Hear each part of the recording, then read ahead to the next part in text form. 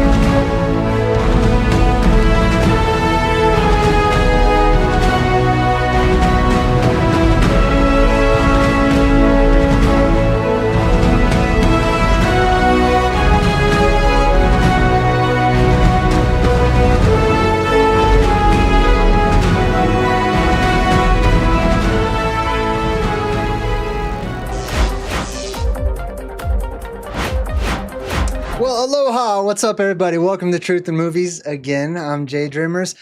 We've been doing this for some time now. This is, what number is this? I lost track. Number 162. Totally different movies.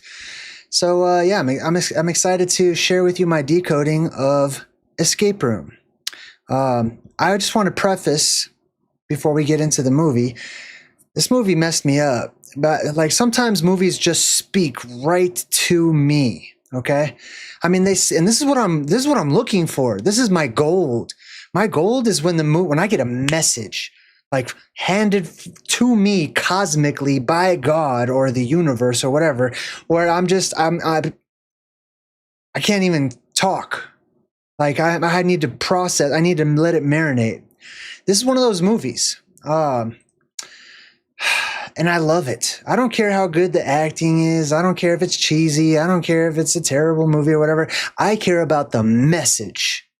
And this one is from the messenger. All right. This one is from the messenger to all you keymasters out there, all you truth seekers. So let's decode it, shall we? Let's figure out what this movie's talking about. Thank you guys, by the way. Thank you, Heather Bear. Thank you for my gifts. Eric Woodson, what's up? Good to see you. All right, cool. Thank you for letting me know the audio is good, CJC. Super appreciate you. And I hope you guys enjoy these new credits I'm making for you, too. If you want to jump into the credits, you can actually customize your own. Send me an email. Go to my Patreon. Join the credits tier. I recommend the Chasing the Apocalypse one. That's the one where you can customize your name in the credits, however you want it to look. And I'll hook it up for you. Anyways, let's jump into this decoding this movie, Escape Room.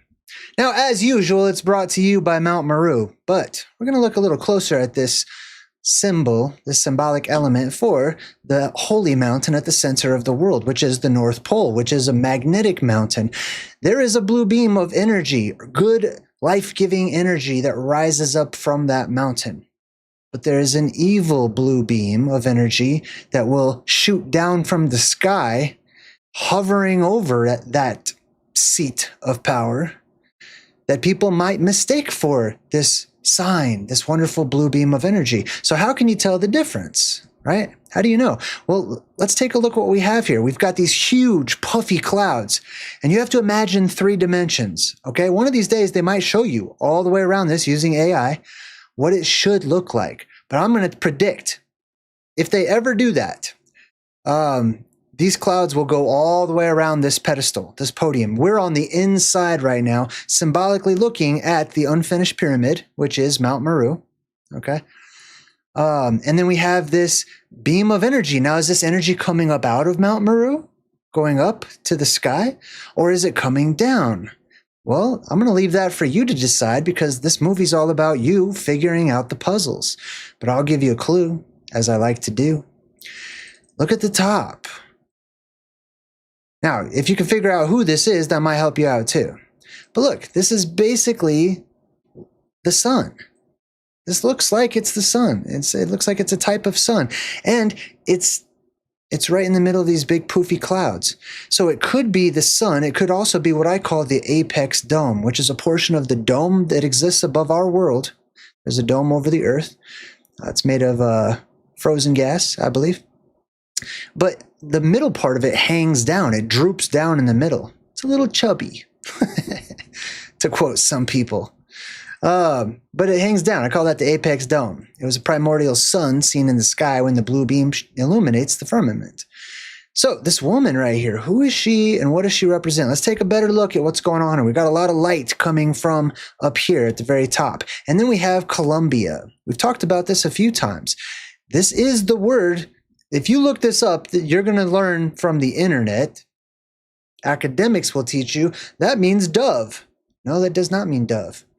It can come from a word that implies Jove or Jehovah or Dios or Dieu, etc., which is dove, which is God. Okay? But it doesn't mean flying, flapping bird, the dove, or anything. What it is column. It's clearly the word column. And then IA at the end, which is Yah, which is how you pronounce that. The column of Yah. Okay, that's what that is. Yah is another way of saying Yahweh, for those of you who don't know, which is the Hebrew God in the Old Testament. We also have a double rainbow going around, chupit chupit, a triple one right there in the middle. You can almost kind of make that one out. I didn't see that one before until I watched this movie. There's a triple rainbow. So we've got 3 rings. The 3 rings are the 3 rings of Atlantis.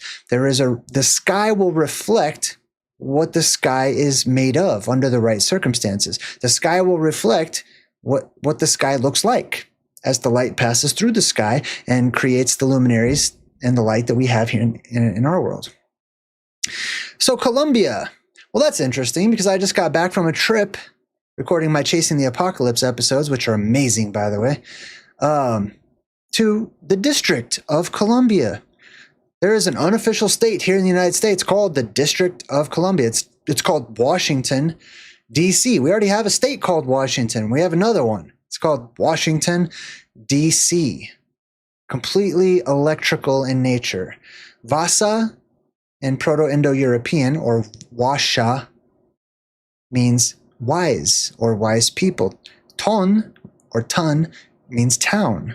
The town of the wise people, of the direct current, of the electrical current, etc. But it also stands for District of Columbia, a district of the Colombians. Well, do you see any Colombians? Does this look like Colombia? Like, South America, Colombia, where you have coffee beans and all that, whatever you guys have down there in Colombia. That's all they tell us in the United States. Sorry, that's all I got. Colombia has coffee beans. That's all I know.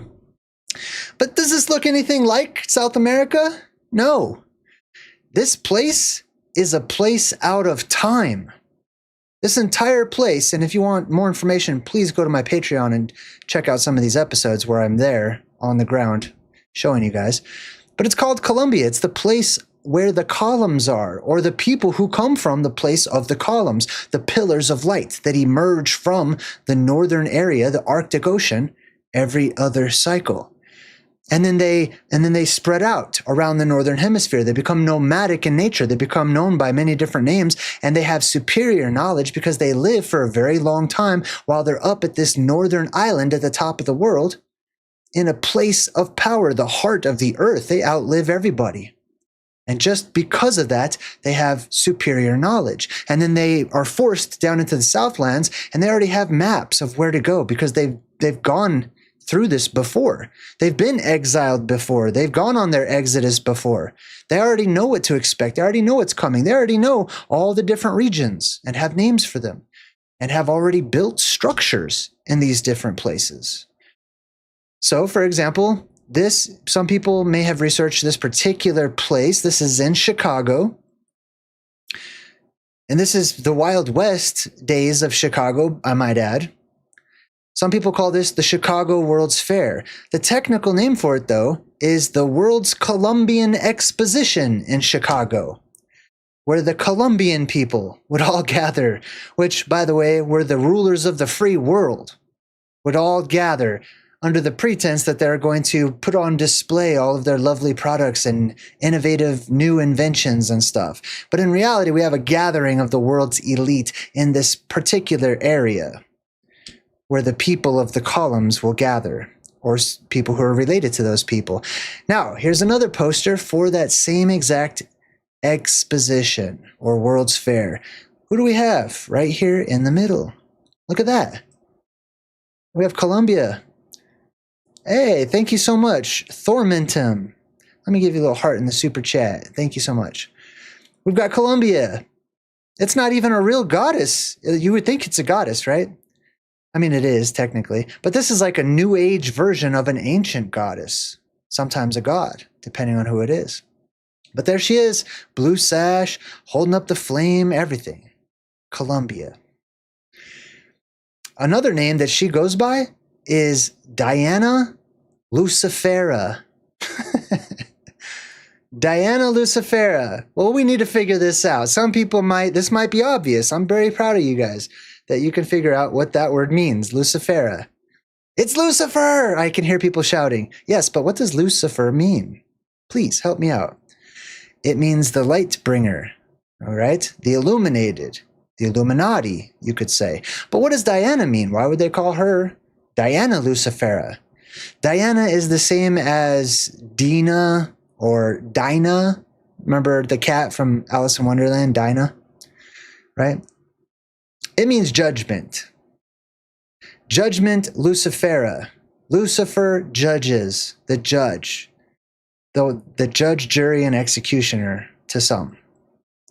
Why am I saying that? Because the sun is getting hotter and hotter and hotter, and it's going to transgress the northern tropics one of these days, as the ancients were watching it to do.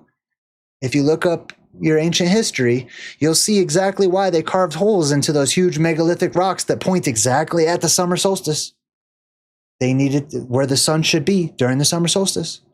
They needed to make sure on the summer solstice, is it there? Does it match up? Does it line up with this other hole? It does. Oh, good. Sweet. It's where it should be. If it doesn't, the sun would be the abomination that causes the world to become desolate, as spoken about by the prophet Daniel, whose name means God is my judge. Diana, Daniel, right? Same thing, same root. So Columbia Pictures, it's giving you a huge preview of what the entire movie is about. These people are disclosing information to you. And it's not even to all of you, because they know not all of you are going to believe it. Most of you are going to think it's a cheesy movie, not even watch it.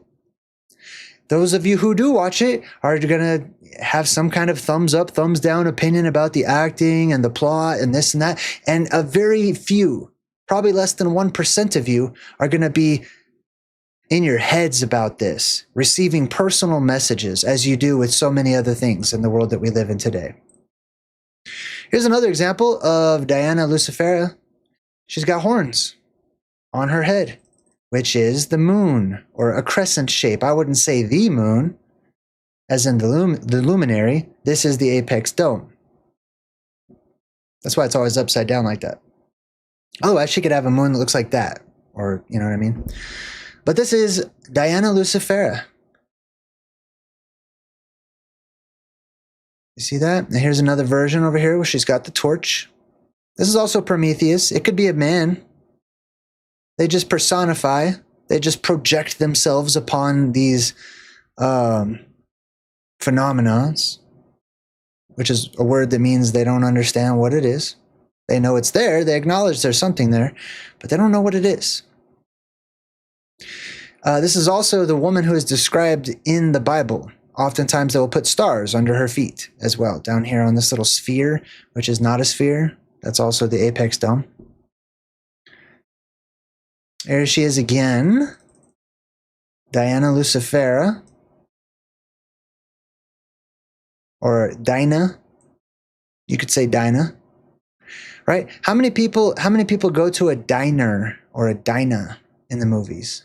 Sit down at the dina, often having a piece of pie, as we've discussed.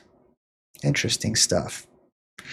All right, so this is before we even get to the title of the movie. Don't you just love this? I do. Now we start off the movie, okay? We start off inside of an escape room. And an escape room is a fun event you can go to where they lock you in some room and they have all these puzzles in there for you to try to figure out. And you have to like try to escape before time runs out or something happens or whatever. So this is the escape room. It's a little dark, but we're going to break down all the symbolism of this first escape room that the movie shows to us. Okay? You can see some things already. Something should be standing out to some of you guys who have watched my channel before. Please, if you're in the chat, let me know what you see already, okay? Let me zoom in a little bit. Let's check it out. I'll let you guys see, okay? I know you can't read the words back there. That's okay. We got a few different symbolic elements. I didn't even catch these little rolled up posters right here. These are also symbolic, if you know what they are supposed to look like. These are butterflies. Okay. Just keep that in mind. You guys share amongst yourselves. You're going to be better truth seekers when you share information with one another. Or I should say, just share ideas with one another. They don't have to be right. They don't have to be factual or empirical. Just start talking. Start sharing your dreams. Start sharing your visions. Start sharing your ideas and your theories with one another. And these are all pieces of the puzzle, and we can start putting them together. You work as a team. You get out of you escape from the room a lot faster. Now, the camera zooms in on this particular thing and these Latin words up here. Let's check out the Latin words first. Do not read the Latin. Remember when we decoded Cabin in the Woods? I'm drawing a line. Do not read the Latin. Acta est fabula. Acta est fabula. Now in Latin, that means the play or the act. Est is fabula, which sort of means concluded or over or done. The play is over. We're done playing is kind of how you could interpret that in modern English. We're done playing. The playtime's over. The play's finished. So what this implies is the movie ain't playing right now. The movie's not playing. The movie is about to disclose some true factual information to you. You want to play? You want to be amused? You want to eat the popcorn and just, not think too much and just have a good story, not try to figure out the meaning to it? It's like Aesop's fables, but without the moral. You know what I mean? You don't want to know. You can figure out morals and stuff, but I'm going to share with you the secrets of the world. The secrets of some, okay, not all of them. But I'm going to share the ones that have been shared with me. So we zoom into this little box, this square shape, and what we see, lo and behold, right around it, is a labyrinth. We see a maze all the way around. And of course, as usual, there has to be something in the middle of the maze. What is in the middle of the maze? Class? What's in the middle of the maze? You let me know in the chat. MK Ultra, ooh, good one. Butterfly. I like the butterfly effect is MK, another way of saying MK Ultra. Anyways. Yeah, so we have got the maze that goes all the way around something here in the middle. Something that is square in shape. Squares represent something too. What do squares represent, chat? The chat's going to be the class today, and they're going to help you guys out. Everyone who's watching, you're going to have to open up the chat. You're going to have to figure it out. So you know where the comments are? Put your little finger right there on the comments and swipe left. And it's going to ask you to hype the video. If you want to, you can. Swipe left again. Boom. They hide the chat. I don't know why. But that's how you find the chat. Open that bad boy up and play along. So we got 4 quadrants right here. And this sort of eyeball looking circular deal right in the middle of that. All surrounded by the labyrinth. What could that be? What do you guys think? Now we got a guy in here. He's trapped. He's freaking out and panicking. He's right in front of this labyrinth deal, and he says, "Okay, I got 10 numbers, 4 spots." And he's trying to figure out what code to put in there. There's some kind of a door he needs to unlock, a way out, you could say. So he looks around to see. He looks around and considers his surroundings, his world. This is his world that he lives in. For the moment, he desperately needs to get out. The movies show you things on large scales sometime and on small scales. It's called the macrocosmic symbolism and the microcosmic symbolism. This is your entire world. This is the whole earth in this room right here. This one guy represents humanity, or at least a particular type of person within humanity's ranks. Let's check out the world. Let's see what we got here. Well, what stands out? Name a couple of things that stand out. What's the first thing that you notice about this room? I know it's a little dark. Let's zoom in a little bit. Let's see what we got going on. We have a fireplace, also known as a hearth, burning some fire. Okay, we'll keep that in mind. Right above the fireplace, we have a mirror. The mirror has this decorative fruit-looking stuff all the way around it. Something all the way around the mirror, like a giant, huge, unnecessarily thick frame for a mirror. And then inside of the mirror, we see a reflection of a chandelier. Interesting, okay? It's this sort of bowl-shaped chandelier in the mirror, okay? Interesting. We also have a candelabra over here off to the right, and another one over here off to the left. We got some other stuff we're going to check out too. So this guy's panicking. Oh, no. Oh my goodness. This looks interesting too, doesn't it? Right? I couldn't quite zoom in on that. So I don't know exactly what that is, but I've got a guess. Anyways, he's panicking. And then they cut to this shot that shows a globe. This old-fashioned globe where they didn't like stick a bar through it and spin it at a weird angle. They just sat it down. And this is the North Pole right here on the globe. Right? And then they cut to another shot of the globe. Same globe. Nothing has happened to it. And all the letters are upside down. It's upside down now. The world has been turned upside down. So, what's happening right now is here's another maze too, by the way. His world that he lives in, which is your world that you live in, is going through destruction, a period of destruction. This is his own little apocalypse. As a matter of fact, during whatever time period this is supposed to represent, the world went from being stable and unmoving to spinning as it falls and it's upside down and stuff, okay? So now we have a spinning, wobbling earth there too. So he goes, clues. Let's look. I need to find the clues. His world's upside down. Okay. He knows the walls are starting to shake. The floor is starting to shake. There's like earthquakes going on in his little room, his world. They zoom in on the butterfly. He goes, that's nothing. He just said he's looking for clues, and they zoom way in to one of the props. Do you think that might be a clue for you?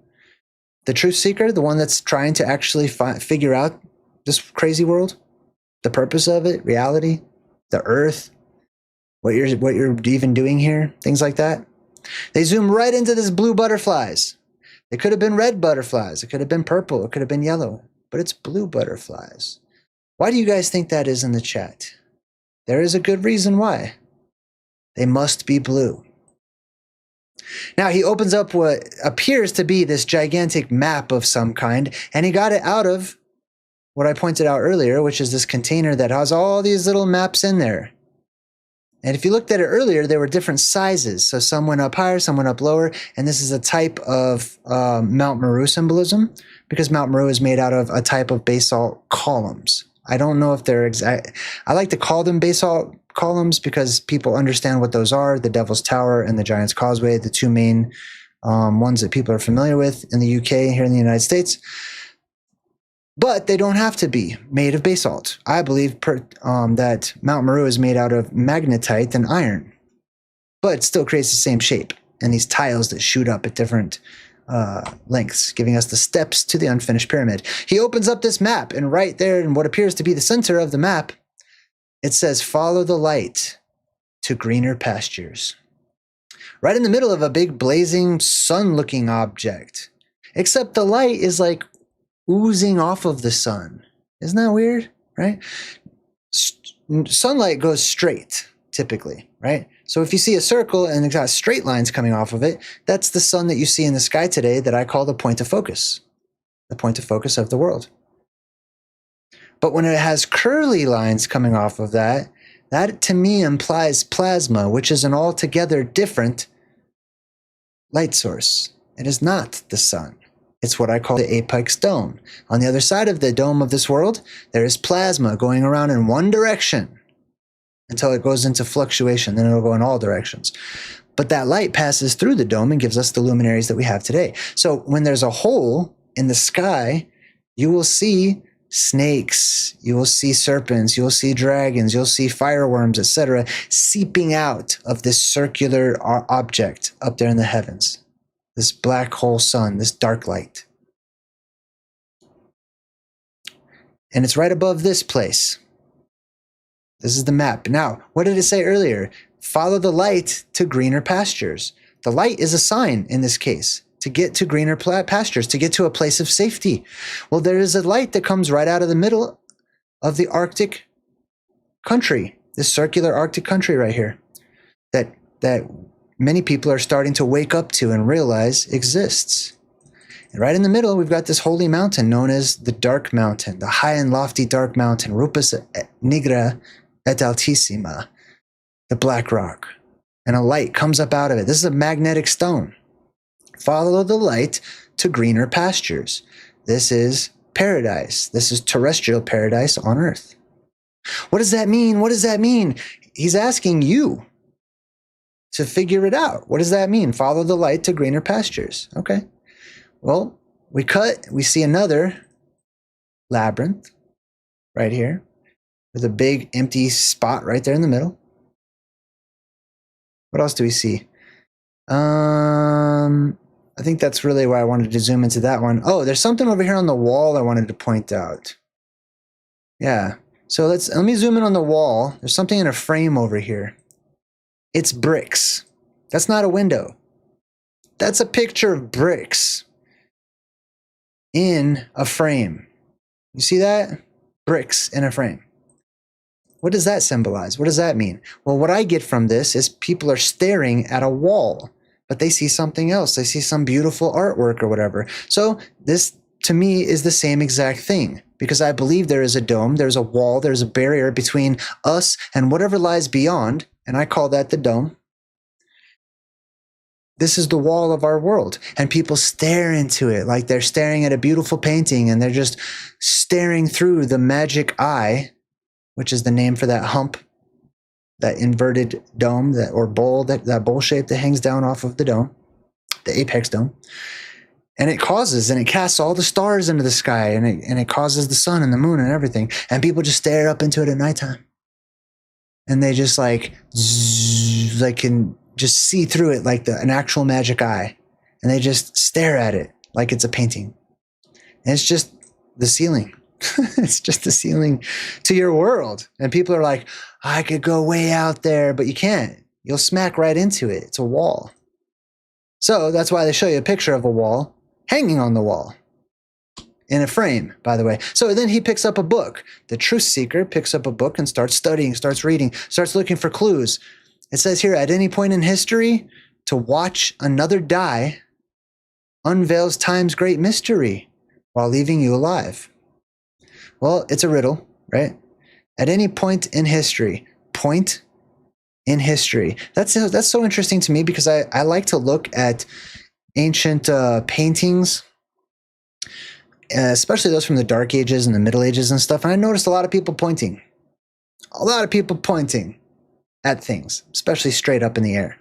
They're not saying number one or anything. They're pointing at something. At any point in history, to watch another die. Now, you could interpret that as somebody dying, or a singular term for a dice. Numbers, right? unveils time's great mystery while leaving you alive. So looking at how time was calculated at any point in history, because there's going to be differences. Now, let's check this out. He goes in front of the fireplace. There's a mirror right above the fireplace. There's 2 candlesticks on either side of that. He's looking for clues. He says he needs to watch someone die or something. Well, we'll get to that in a second. This same exact fireplace is seen in Mickey's version of Alice in Wonderland, where Mickey goes through the looking glass. I don't know if you guys have seen this particular episode. It's an old cartoon, but Mickey walks right through this mirror that's right above a fireplace that has a candle on each side. For some odd reason, one would think you wouldn't need candles when there's a fireplace right there, right? It's symbolic.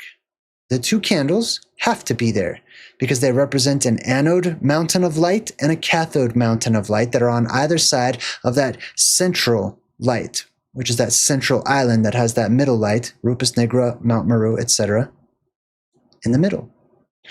And right above those are this glowing dome, this antiquated primordial sun, if you will, which, by the way, whenever you light it up from below, reflects the land below because it's a reflective surface. And what's below? Well, there's a circle and there's these 4 quadrants of land right below the apex dome at the North Pole on that map that I just showed you guys. So it reflects that. So people look up at that and they will see that. And sometimes this is seen in the moon, and sometimes this is seen in the sun too. The conditions have to be just right, but people of antiquity have seen that. So the looking glass is, in fact, the firmament. The mirror is the reflective surface.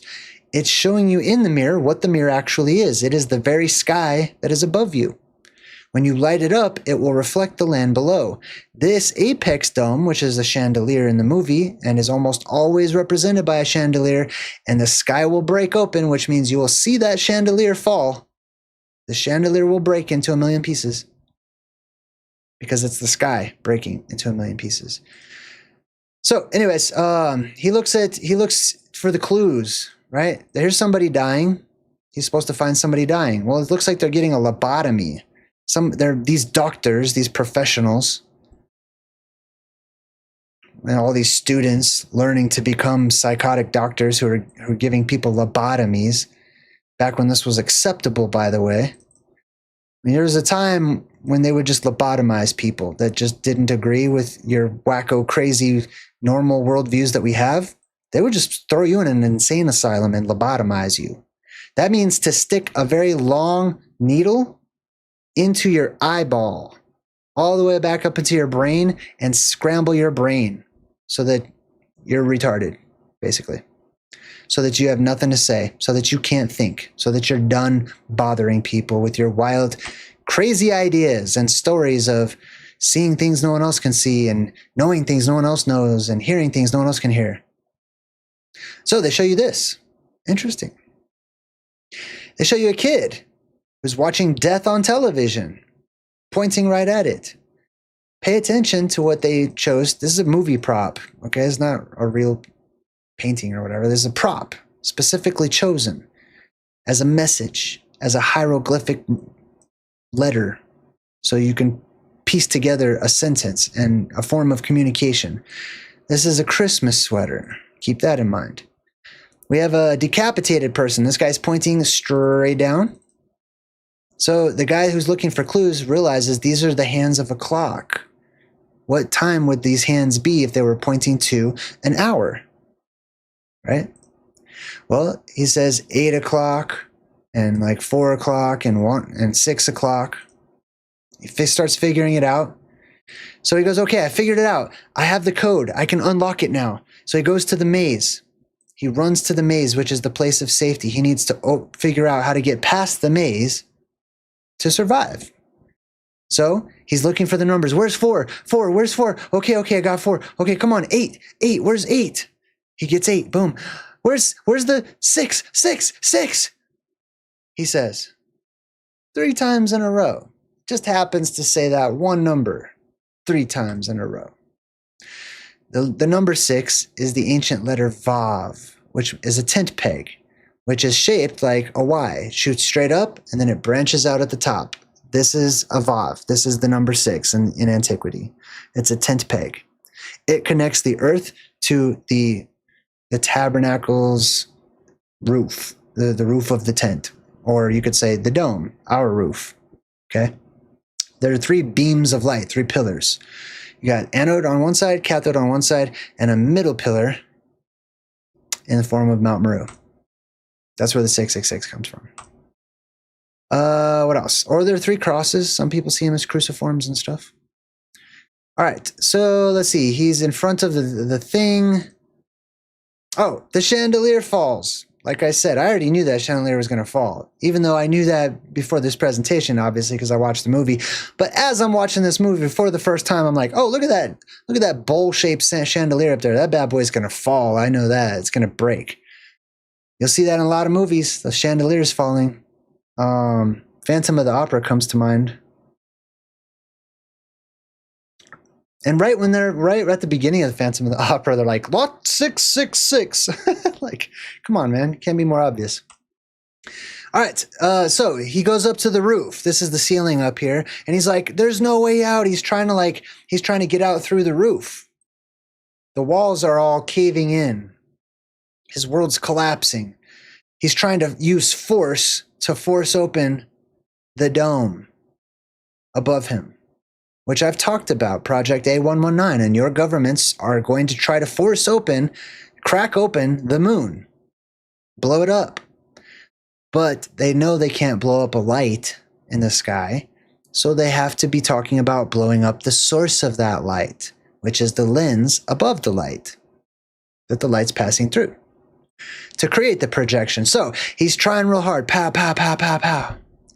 And we see this symbol up here. The symbol's 3 triangles, okay? 3 deltas, right? Delta just means door, a doorway, an opening. So he hides in there. He's getting squished. You see the walls crushing in and everything, and we don't know what happened to him. But that brings us to the title of the movie. Escape room. They're showing you a top-down view of this grid world that we live in, this little Lego land called Earth. During these times that we live in, this particular energy that is up here on the surface makes people see squares for some reason. It makes people love cubes, rectangles, hard angles. And the time to come, and the next time, it'll be more of a feminine energy, which is curves, all right? So all the buildings will reciprocate that energy. It's called cymatics.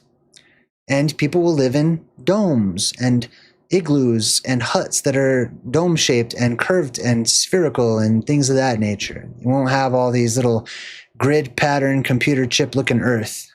That's weird to me. All right, it's weird to me to even be in a cube in a room right now. It's just weird. Or the computer screen is a square. This phone is a square. They're all squares. It's so weird. Anyways, so where are we? Oh my goodness, look at that. We're in Chicago. This comes up time and time again. The word Chicago, actually. If you ever seen Ace Ventura: Pet Detective, when nature calls, remember they're using that word Shakaka, and it's like their god, and every time he says Shakaka, they have to like bow down, and so he starts screwing with them, and he goes, Chicago, right? It's the same word. The Shakaka is the same word, okay? There is substance to what these words are. And if you study these languages like Native American and Polynesian and Hawaiian and Hebrew and Phoenician, you'll start to see there is quite the similarity between them. You can start to figure out what they mean because it's a simple 22-letter alphabet. It's very easy to learn. And they're just pictures. Now, the main character, she goes up to what looks like this school, this big college or something in Chicago, allegedly. Okay? And the school happens to have all these old world District of Columbia looking architecture, pillars and whatnot all over the place. So she goes up, she ascends up the stairway, going up into the mountain of the gods, symbolically, we'll say. She's inside of her class. And her teacher says, observation stops movement. So he's talking about something called the Zeno effect. He says atoms won't change while you watch them. Now, this is kind of interesting. So they say that the system of an atom will not change while you're observing it. While you're watching it, it won't change. But the moment you look away, that's when it starts to move, which immediately reminded me of some Doctor Who Weeping Angel stuff, which I'm pretty sure there's a connection there. Very interesting to me personally. But this is called the Zeno effect. I just pulled my microphone right out of the stand. I gotta adjust. I've been sitting here in this chair all day. The Zeno effect. You look at it, it freezes. You stop looking at it, it moves. The atoms. Now, Adam is the name of the first man. This is interesting too. So can we find a connection to Adam in the Garden of Eden being watched and time slowing down or appearing to stop? The system freezes. And then not being watched and the system speeds up. Well, let's see if we can find that. This right here is a medieval depiction of the Garden of Eden. You got all the animals. You got bearded God. Bearded God's over here with Adam and Eve. Okay, we got Adam and Eve being chased by the angel. Adam and Eve being tempted by the serpent. But what is over here? Well, there's a big fat mountain right in the middle. That's interesting. And right above that mountain, or off to the side so that you can see it clearly, we've got these ruffly clouds all the way around in this circle and a dot right there in the middle, which I'm assuming is the head of God, looking down at Adam and Eve, observing them. This is the eye in the sky. Don't believe me? Let's check out another version of it from antiquity. Fopow. Is it a little more clear to you? Can you see it a little better now? And it's got layers too, just like I was talking about with Atlantis, okay? The circles. These are circles. They go all the way around, okay? But in the top of the firmament, this is the apex dome. It has layers to it. It's tiered, like a ziggurat or a pyramid, you could say. But it's smooth in shape. It's more circular and dome-like, or bowl-shaped, I should say. This is a big fat eye watching, observing a closed system, the Garden of Eden. So when that eye is open, or we can see that apex dome, we can see the firmament, we know where we live, we can look up and see that that is the curved object that's reflecting the flatlands below us. So if we look up at the sky, people know that we're seeing a reflection of the earth. Well, if they're dumb and they don't understand how the earth works, they're going to go, oh, the earth must be curved because I'm looking up at that and that looks curved. No, it's just a curved reflection. Nevertheless, it is a big fat eye observing them symbolically. So what happens when you observe something? It freezes. It doesn't move. Time stops, we're going to say. Okay.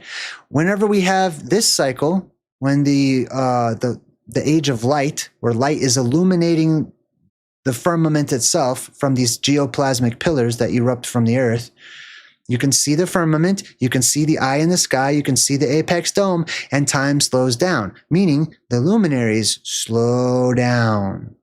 They don't go around so fast. But when that eye disappears, we get the opposite effect. You see all the layers? Keep that in mind. This is just a top-down view. It's the same exact eyeball. This is a side view, so you can see the hump. You can see the bowl shape. When it's portrayed like this, this is as if you're directly beneath it looking up. And they show you land right there in the middle because it's a reflection. This is the sky off to the side.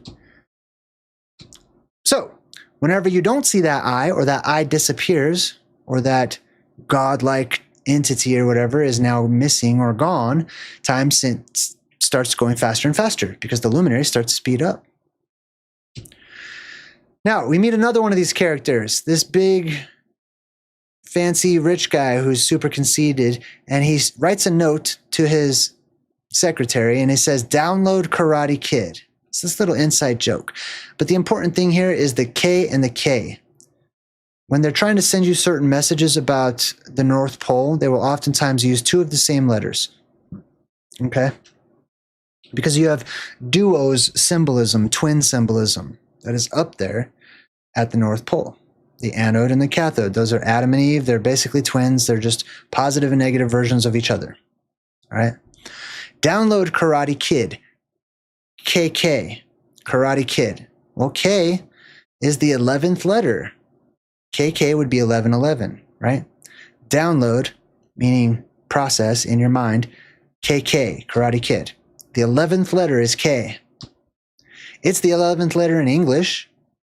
A, B, C, D, E, F, G, H, I, J, K. 11. It's the 11th letter in Phoenician. Aleph, Bet, Gemel, Delet, He, Vav, Zayin, Chet, Tet, Yod, Kaf. It's also Hebrew. Kaf. Kaf is this. All of these pictures in the ancient languages were, all of these letters were pictures. Kaf was a person doing this. Your palm of your hand curved, making a little indent in your hand.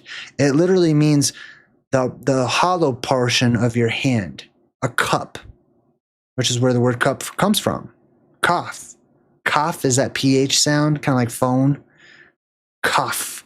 But it was also pronounced kap or kappa or kippa. Cup. And it implies hollow. Okay. 11, the 11th letter. If Black Sheep Researcher is watching, then he's probably going to vibe with a lot of this. 11 symbolism. Janus. Gan Oz. Gan means garden. Oz. Oz means strong. Very strong. Also means God in Norse. So the garden of God. Ganos. Janos. Janus. 11. The twin God. Right? These are the pillars of Hercules. This is all from the letter K. I'm getting all of this. I downloaded Karate Kid as I was instructed by the movie. It's the pillars of Hercules. Karate Kid. Top of the world. Kappa. Koppa. What else? Top. Okay? Cup at the top of the world. The Grail also. So if you put a cup like that, it's a valley, right? Or what do you call that? A crater, right? It's a crater too. Anyway, so this guy gets a note. It says, for always thinking outside of the box, he gets this gift. It's a black cube. Like I said, this is what we think of when we think of boxes. And it has to do with the energy in this world. It's very male energy. Male energy has a lot of angles and stuff. Female energy has a lot of curves to it, okay? So it's not actually a black cube. All of you people who have heard of the black cube symbolism, you're like, it's the devil. The black cube is the devil. Why is it the devil? Why is that satanic? Why does that represent Satan himself? You know what I mean? Let's get a little deeper than that. The black color is from the Black Mountain, the Black Rock, which is also a company that has basically taken over the world. But it's no more than a company. It's a corporation, which means a body, which implies a people, which implies a tribe and a bloodline. Okay? But it's not a cube, okay? The box, whether it be Pandora's box or the black cube or New Jerusalem coming down from the sky or whatever, that box, the word box is the same word as bus. It just means container. That's all it means. It means a hollow kappa. And remember that Ninja Turtle looking creature, the yokai from Japan? His name was Kappa, and he had this little indentation on his head. Anyways, this is the black box. It's a black container. It does not have to be a cube. It doesn't have to be at all, because it's not. Because the mountain that it represents is not a cube. It's more of a pyramid shape, if anything, or a big spire shooting up out of the middle of the world. But it is symbolic. The cube is symbolic. And it's also symbolic of the center of the world, which has the four corners, the places where those four lands meet, the 4 points at the middle of the world. So he got this present from one of his rich clients. And he says, points to him for sending me boxes that don't open. Mount Meru does not open until it's time for it to open. It will be sealed off. Just like many of these extinct volcanoes, There is no such thing as an extinct volcano. Not at all. Every volcano, every opening on Earth will blow open its seals, which are the same seals from the book of Revelation. When they talk about the seals, they're talking about volcanoes that have been sealed off. They're unfinished. They're sealed off because all that lava has hardened and stuff. But the inner earth pressure is going to be so great, it will blow open those seals on those volcanoes that are extinct. And they will all be set off at the same time, all around the world. Open new doors. We're just talking about that. New doors will be opened. New openings down into the earth will be available. So the black cube. I'm not going to get too much into black cube symbolism. I have a whole video about it called The Cube God. It's a very old one that I've done, probably 7 or 8 years ago, maybe. Feel free to check that out. Now, this guy gets one too. He's like a grocery store clerk. He gets a little invitation, a chance to escape. Now, it's not these characters getting an invitation. All right? This is you getting a chance to open new doors. This is you thinking outside of the box. This is you with a chance to escape.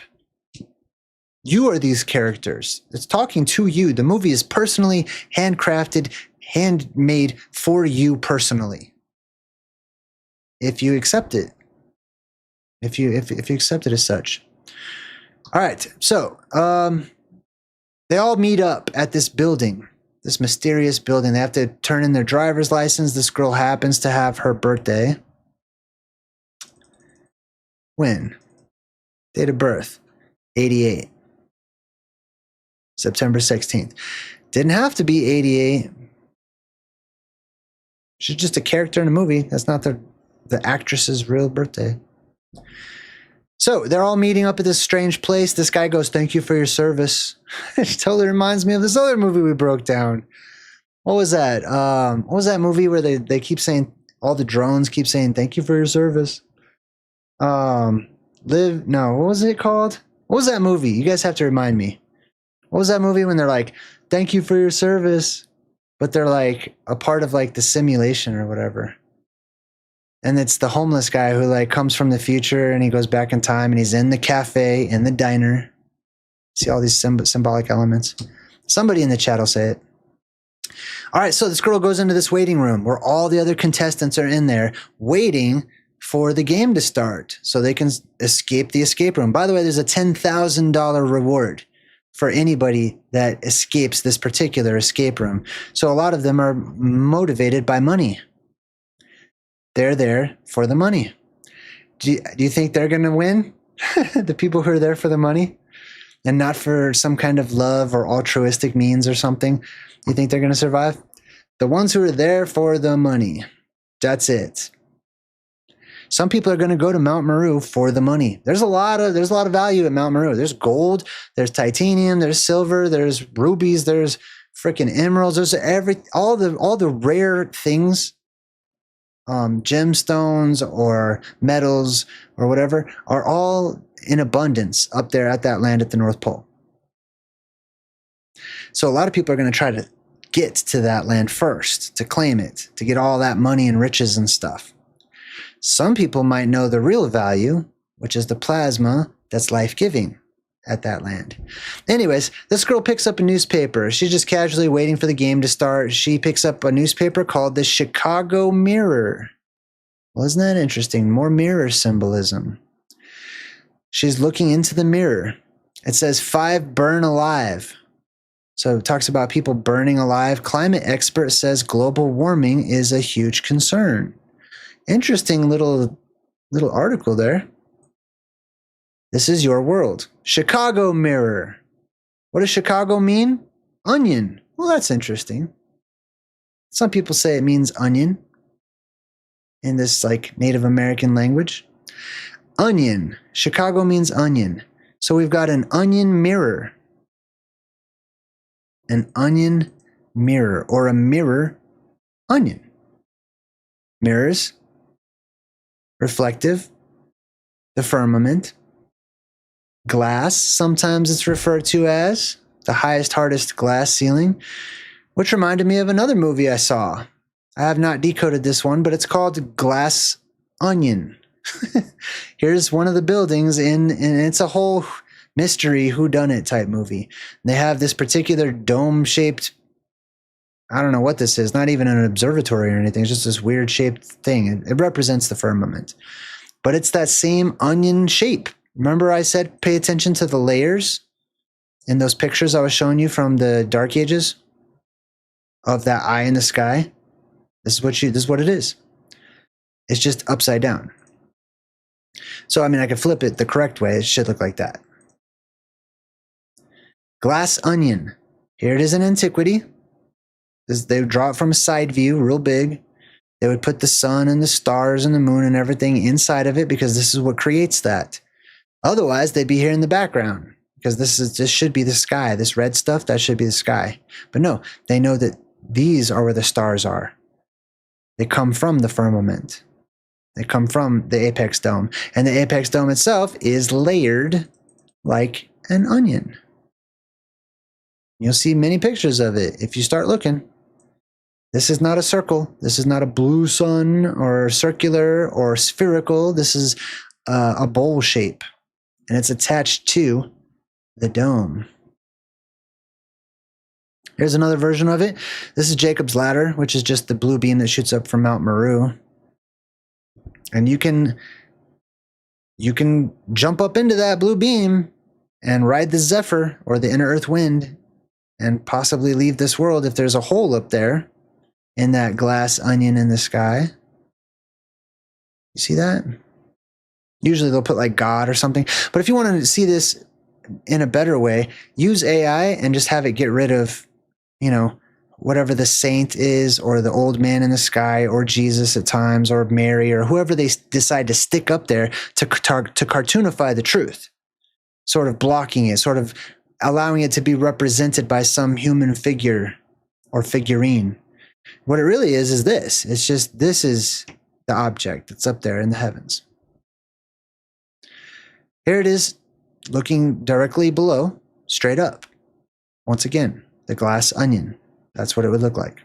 Without the two girls, obviously. Right? They're just symbolic. Now, one of the contestants, they're all waiting. They're in the waiting room. He says, yeah, I've been driving an 18-wheeler. And I've been reading about these self-driving cars. So he's like, 10 grand. Man, dude, I could use 10 grand because I'm about to lose my job to robots, to machines. These big rigs and stuff are going to start being driven automatically.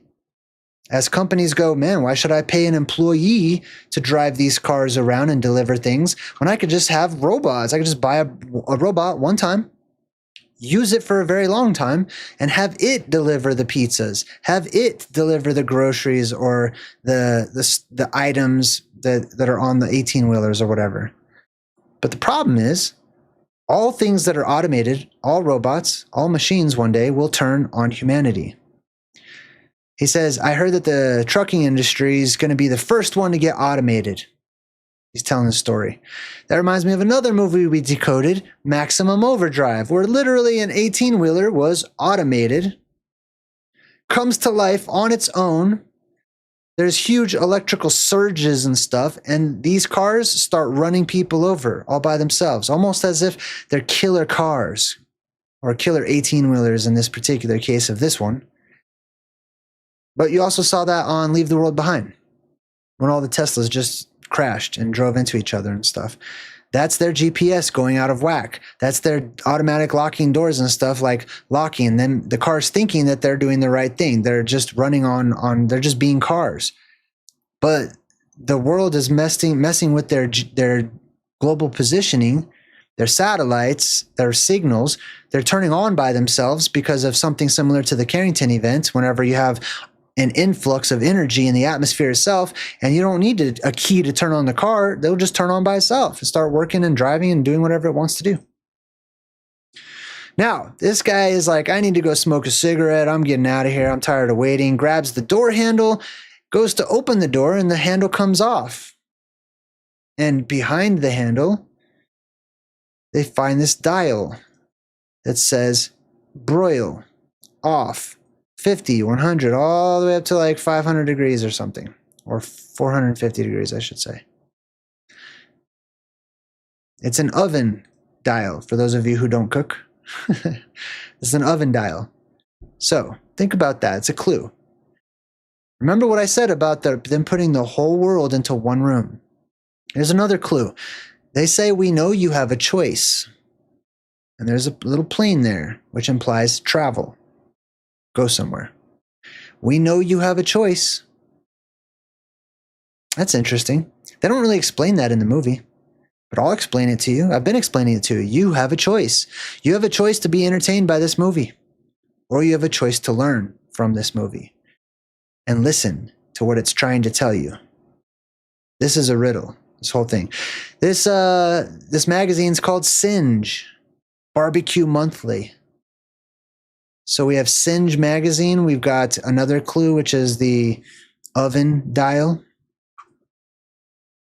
There's somebody's address on here and name, Dr. Wu Tan Yu from Minos Escape Rooms. Well, that Minos is interesting. That's the name of the company that does this escape rooms. Minos was the king who had famously built a huge labyrinth, another labyrinth symbolism. And at the middle of that labyrinth was the Minotaur, which means bull, the Minotaur. The Minotaur. The name Minos, just so you know, remember I already taught you what OS meant in the ancient world as a suffix. That's where we get our plural today. It means strength or God, right? Min means and implies many different things, but that's where we get the word moon. Mensa, to think, life, another world, stuff like that. Hold on, did I just skip? I think I skipped. Hold on, let me go back a little bit. All right, so the magazine, Singe. Then they pick up a book, Fahrenheit 451 by Ray Bradbury. For some of you, this was mandatory reading in high school or junior high. I'll tell you what it's all about. Basically, firefighters are actually the people setting the fires. 451 is the temperature at which paper will burn. And it's all about the firefighters are actually the ones who are starting the fires and then going around rescuing everyone and putting the fire out and looking like the heroes. But they're actually starting the fires. That's interesting. Think about that, because this movie is trying to tell you something. The officials who rush into the rescue whenever there is a crisis are the ones in this book, in this fictional movie, that are actually causing it. Interesting. It couldn't be more obvious to me personally. Now, remember, the whole world is shown to you inside of this room. In all of these rooms, it's going to show you. I'm just going to give you a heads up. Every one of these escape rooms is showing you Earth at different times, different epochs, different ages. This is your world. This is Earth. This happens to be your Earth right now. You guys don't know it. Many of you don't know it. So we have all these like oven heater thingies turning on. And they go, whoa, whoa, whoa. It starts getting real hot. And I'm just going to cut to the chase. This room is an oven. They don't know it. So because they don't know it, they look up and they go, wow, that's cool. That's pretty cool. Look at that. Look, check that out. Because they're not hot enough to panic yet. This is your world. This is some of you looking up at the fireballs that are suddenly in the news, that never have been in the news before. Looking at the auroras stretching down from the North Pole all the way to Florida and Mexico and Spain and crap. Going, wow, that's cool. Look at that fireball. That's cool. Look at that. Or the people on the news. No panic, no worry, no investigation, no studying or research. Just, oh, it's cool. Isn't that cool? It's beautiful. It's so cool. Look at the sky. Isn't it beautiful? Yes, it is. This guy says, anybody got suntan lotion? Ha ha ha ha ha. Such a funny joke. So clever. Suntan lotion. This is you. This is you people in this world right now where the sun has heated up so much that you need to invent things not to get burned by it, called suntan lotion. Back when I was a kid, we didn't need suntan lotion. You know why? because we were at this stage. All right, let me go back to the beginning here. We were in this stage, chilling. The room wasn't hot. The sun wasn't getting hot yet. Okay? Especially back in the 70s, 50s, that time frame. It was actually getting cooler back in time. But as we move forward in time, in this world that we live in, which is represented by this room right here, starts getting pretty hot. Then you guys start talking about needing suntan lotion. Then you start having deaths from the sun, death from above, death from that abomination that causes desolation. As you are having now in France. If you're in the UK, you know what I'm talking about. He goes, wow, it's really throwing off some heat. Nobody wants to take it seriously. One by one, they're going to start looking around and going, wait a minute. Until there's just a few naysayers left that are like, nah, they wouldn't kill us. Nah. They go, yeah, it's getting pretty warm. This guy picks up another clue. Look at that, a snow globe. The snow globe usually represents the firmament, the world you live in. Okay, anytime you see a snow globe, that represents the firmament.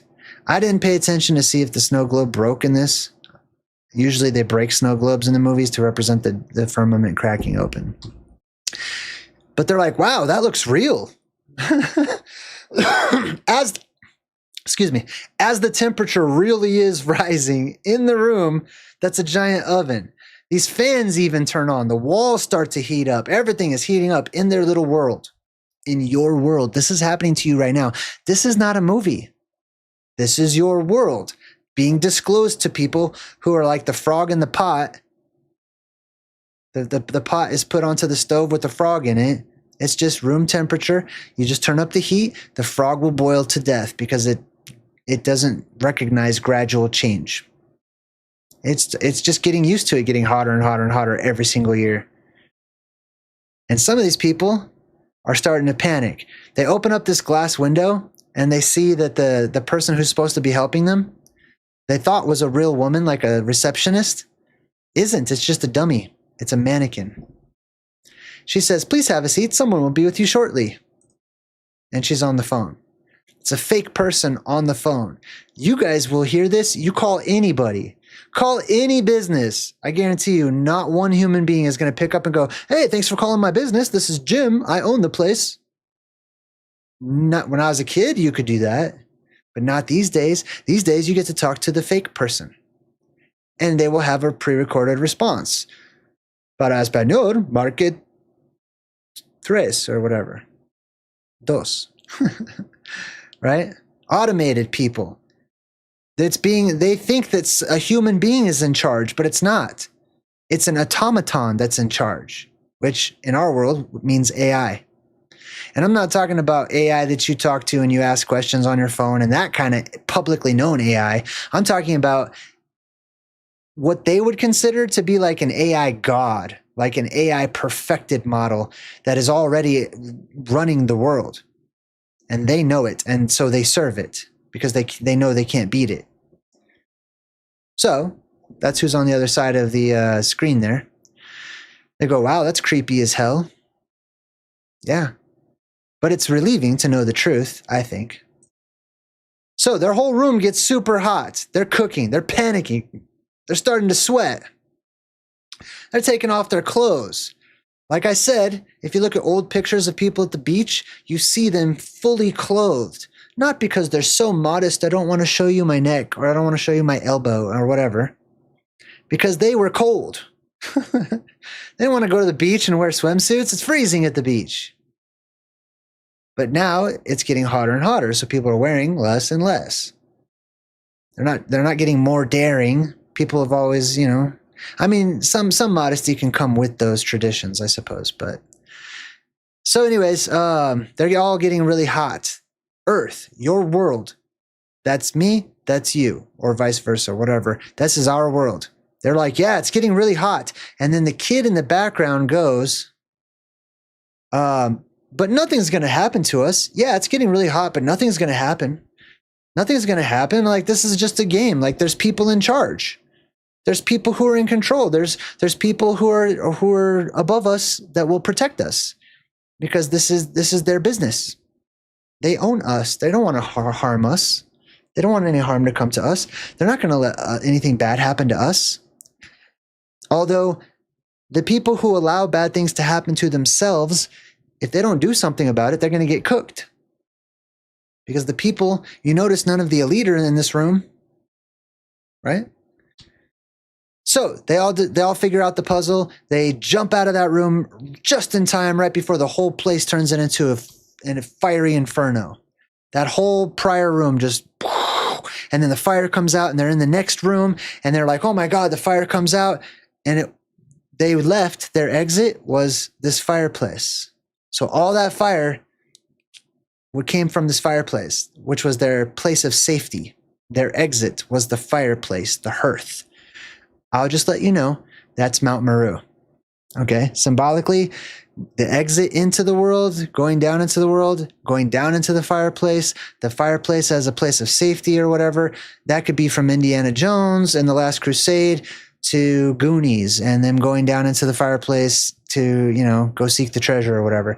The fireplace is Mount Meru. It's the place of safety. It is the mountain you go down into and wait out the apocalypse.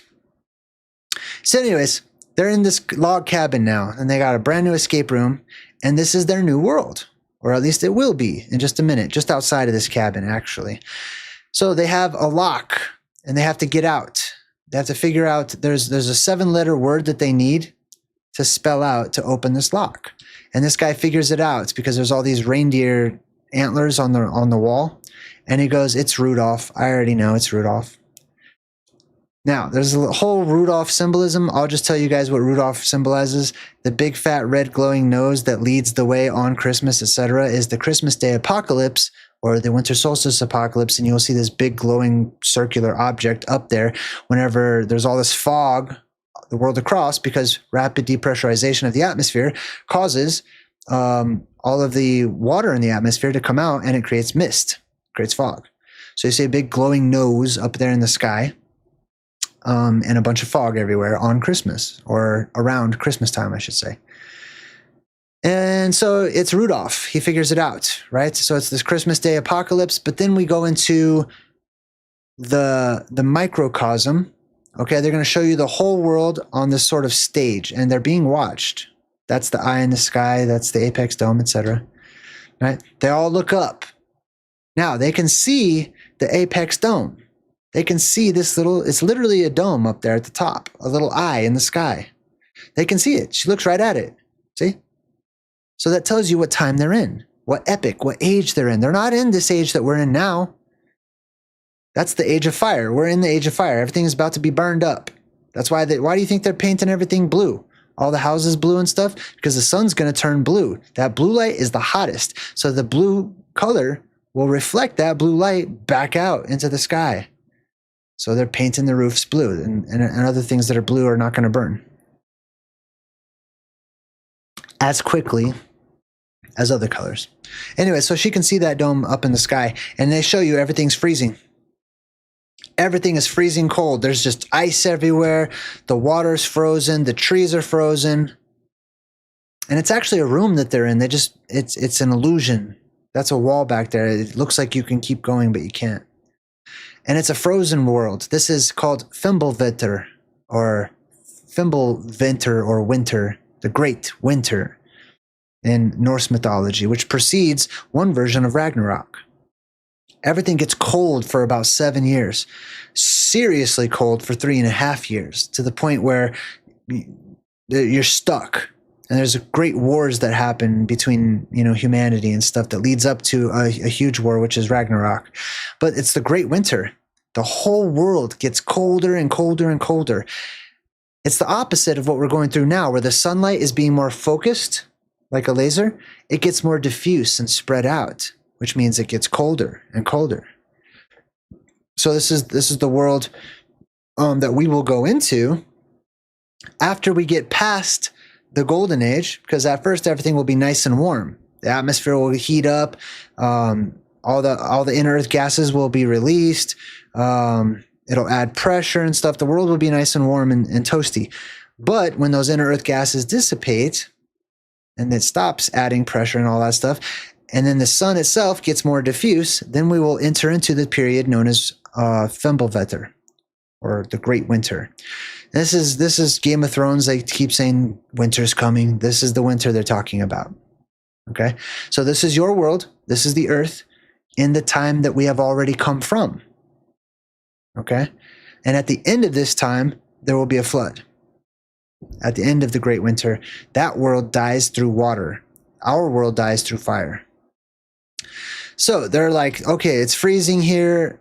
One guy is laying on the ice and it starts to crack. And he's like, oh my goodness, the ice is cracking. Okay. So they're like, nobody move.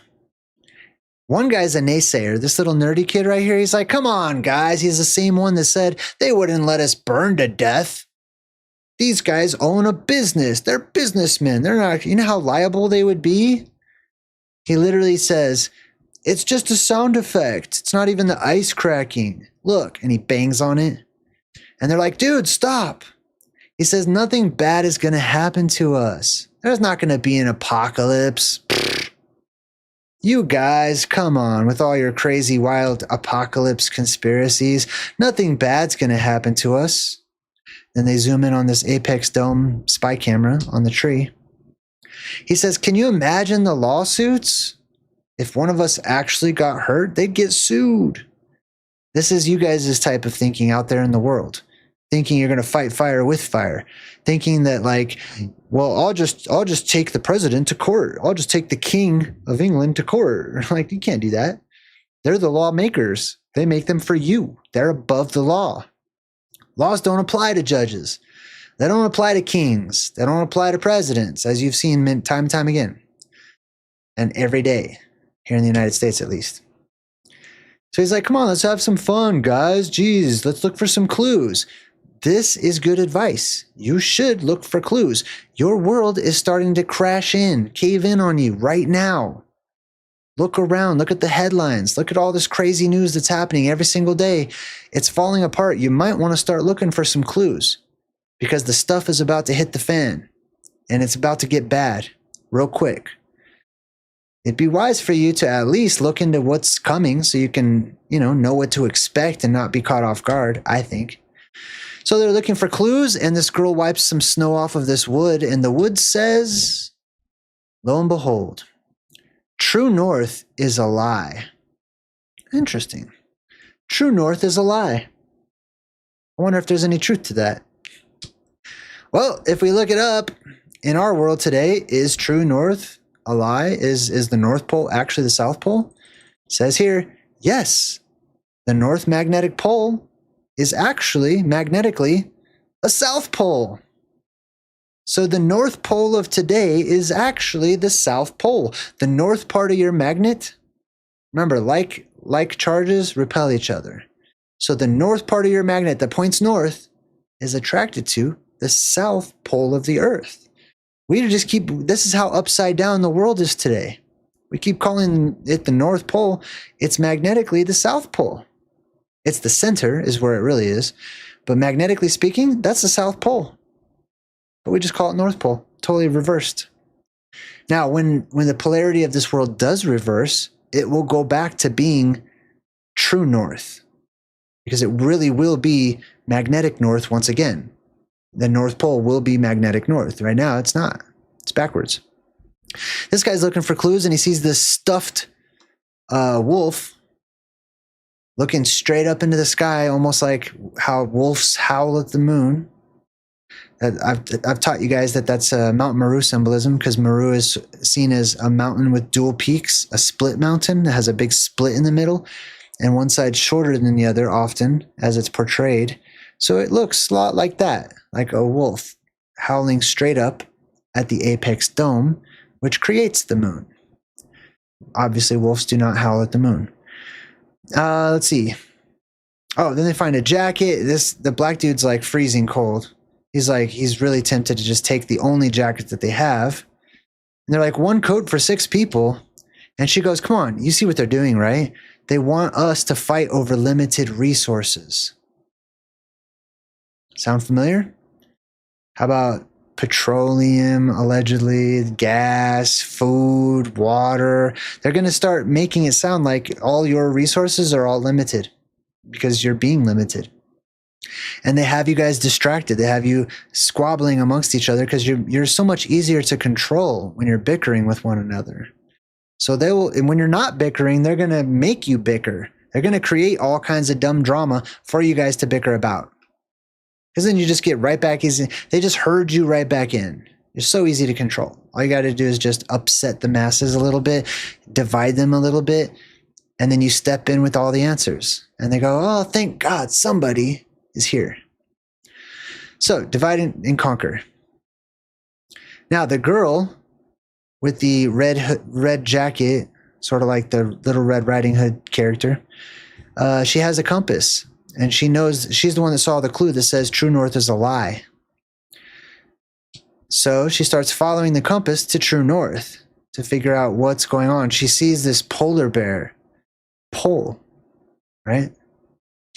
Okay. It points, true north points right at this polar bear. So she knows that it's fake. The polar bear scare is fake. They sort of imply in the schools I've gone to, like, you don't want to go up into the Arctic, you'll get eaten by a polar bear. It's so cold, it's so dangerous. Really? Is it that dangerous? Is it really that dangerous to go to Antarctica or the North Pole? I don't know. Maybe for some, but certainly not for everybody. So she's like, North Pole is a lie. Oh my God, okay, so I'm going to stick my hand down this polar bear's mouth and pull out a big fat magnet, which they use to drop into the water. They do some ice fishing. They pull out the key or whatever. They use the key to try to open this door, which is a part of the wall, which is the wall of their world, which is, would be Antarctica for us. But they're in the wrong spot. They're in the wrong place, knocking on the door, banging on the door, trying to get out. And suddenly a door opens up behind them, and they all run the other way. They run to this other door. And the door has like this red light back there. That's called the back door, the door towards their backs. The Hopi called the back door, the center of the world, the back door. So the Hopi called the center place. They call it the center place. It's the center of the world. The back door. The back door opens up, and you can leave through the back door. So they all run, slide on the ice, and they end up in this bar. The next escape room is a bar. But there's something weird. Every single thing in this bar is nailed to the ceiling. The whole place is upside down. So they're walking around upside down on the ceiling. This is how you guys live in Australia, right? Is this what it looks like in Australia? You guys are just upside down? Or China, or wherever you are on the southern hemisphere. On the ball Earth model, this is what you should be doing, really. You're just all upside down. I should be upside down right now to you guys too. Anyways, so everything's upside down. So they're walking around on the ceiling, okay? And they start looking for clues. They see something here that says Dr. Wu Tan Yu. We saw that again. He was on the magazine, right? Dr. Wu Tan Yu. What does that mean? It must be some kind of a clue. The billiards table is up on the ceiling now. And they say, hey, it's the 8-ball. The 8-ball is missing from the table. The 8-ball symbolically represents the magic eye, because you can use the 8-ball like a magic 8-ball, right, to predict the future and all that stuff. It's also a crystal ball. You look into the crystal ball, you see the future. But the 8-ball is missing. This is the sky. I'm just going to tell you, okay? The pool table symbolically is our sky. These are stars or planets or whatever. And the 8-ball is the apex dome. That's the blue sky. You cannot see the apex dome when the sky is blue. You can see it when it's red in the next cycle, but not when it's blue. And I'm just using those colors as a simple way of explaining the ages, okay? There's other colors, obviously, but those are the predominant ones. Now, this guy starts to walk. Keep in mind, this is the ceiling he's walking on. He's walking to go find a clue. The floor opens up. The other character has to stop him because the floor falls down, way down. But wait a minute. The room is upside down. That's the ceiling. So this is not the floor falling down or going down. This is the ceiling blowing out, going up. So if we were to look at this correctly, this is the world on a small scale, the escape room. This is the freaking firmament blowing open. That's all I'm trying to say. Okay. Now this girl sees a clue. She has to slide these little pictures around, these little records or whatever, to make another picture to see the clues. And I'm like, I already saw the clue when I saw what the shapes were in here. But when she's all done, look what she makes. She has to solve the puzzle. This is the shape that she makes. In the Colburn Bible, this was described as the doom shape. This is the eye of the great bull at the center of the world. Remember how I showed you Diana, what was her name? Diana Lucifera? And she had the moon as a crescent, as horns, right? Those are the horns of the bull god. Okay, so people looked up in the center of the world, they'd see that bowl shape illuminated from underneath, from far away, and you just see a crescent, right? So people would see these horns in the sky, and they'd be like, that's the devil, or that's the horn god, or whatever it may be. That's Pan, or whatever. And this is the bull's eye. So you have the center, which is an opening, a depressurization point with all that plasma on the other side, which is probably red, or red spectrum, right? This is the black hole sun, etc. Rays of light coming out of it. So that's the puzzle piece they need to figure out. They have to figure out their world. They have to decode the earth. They have to go back to the old ways. Now this girl, she's trying to hang on. She doesn't want to fall, but in reality, she's not falling. She's getting sucked up into the sky, right? Because they're upside down. So if she falls, they're upside down. She's actually falling up. Now, what does that mean? When your sky breaks open, which they're going to try to force it open here pretty soon, the atmosphere will depressurize, which will increase buoyancy, which means the wind's going to pick up. Things are going to float up into the sky. Some people get sucked up and out, and there's ample evidence that I have found personally, and that you can find too, throughout time, that references this. So they go into the next escape room. Some of them are still alive. They make it into the next escape room, and she's like, what do we have in common? Oh, we're all sole survivors of terrible accidents. So she was the sole survivor of like a car crash or whatever it was, and another guy's a sole survivor of a group of people, and another one's a sole survivor, and they're all inside of this medical facility where there's these gas canisters are about getting ready to fill their room with toxic gases. And I don't know if you guys saw the new Backrooms movie, but they show you the same concept in the Backrooms movie. They have all these canisters ready to fill the room with toxic gases. Gases that will make people pass out. Now, this is your world in the future, the very near future. All right. Whenever the inner earth depressurizes, the magnetic field goes into flux, that magnetic energy or force that normally would hold in all the gases because they're opposed to a strong magnetic force will let go of all those gases. And all those gases of many different types are going to rush up and out of our surface world. And some of them are going to have some weird effects on you guys, like nitrous oxide. I like to talk about that one. And there's nitrogen down inside the earth. There's oxygen down inside the earth. You put them together, you get nitrous oxide. What does that do? Well, it makes you go numb, makes you not feel pain, makes you laugh a lot. Some gases get people high. Some gases make people black out. Some gases can kill you. Gases can do all kinds of weird things to the human body. And that's coming soon. And those gases can combust too. So you have wildfires in different places, or they can ionize and you have lights in the sky, strange lights. No one knows what they are. And they seem to always happen right before the earth starts to shift around. How do people not put this together? I mean, I think it's funny. I used to not put it together myself. You know what I mean? I just think it's hilarious that we can't see things so simply. Instead, we have to jump to the conclusion that it's aliens or that it's whatever. Like, no, man, it's natural things that are happening. The earth is doing this to us. We're just children looking at it and going, oh, once upon a time, I bet it's aliens or whatever, you know? Anyways, so they figure out that this guy needs to lower his heart rate in order to open the door. In order to survive, whenever the world's shaking and there's atmospheric depressurization and there's all these crazy gases that are happening, the last thing you need to do is be hyperventilating and sucking in massive amounts of God knows what kind of gases, because I'm sure most of you don't have gas masks. Might be a good investment, might be a good idea. So you need to think your happy thought. That's what he's doing. You need to find your happy place. You need to ground yourself. Some of you, it's going to be different. You need to sing a song in your head. Some of you need to think about your kids. Some of you need to do whatever you need to do to forget that the world is ending around you. Because if you panic, you could pass out.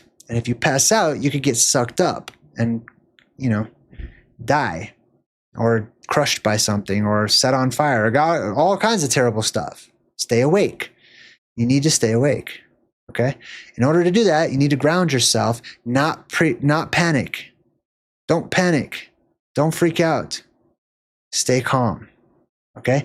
Now, it's going to really help you out a lot. You'll be strides ahead of everyone. If you watch my channel, if you want to read my books or follow me in the different ways you can, getting prepared and having this information and knowing what's coming, what to expect, is going to make it less of a shock to you when it does happen. You'll be like, oh, okay, I think I might know what that is. And you won't be so panicky because you'll be like, oh my God, what is happening? What is that? And your heart rate will be nice and calm. And I'm here to help out. If you would like to use me as a little tour guide on your path for a little bit, I'm here. Okay. And for some of you, I will literally be a tour guide here in a couple of months when I go to the Grand Canyon. And you guys some people are purchasing tickets on my website, even here on YouTube on my merch shelf, to come to my meetups. I've got 3 meetups coming in the next couple months. And I've got 2 big trips. One is the center of the world, California. The other one's the Grand Canyon. So this guy lowers his heartbeat. All the gas is filling up this room. It's a huge hospital. It's like a hospital. That's our world. Okay, our world is just full of hospitals, which is upside down because that's where they oftentimes make people more sick than when they first came in.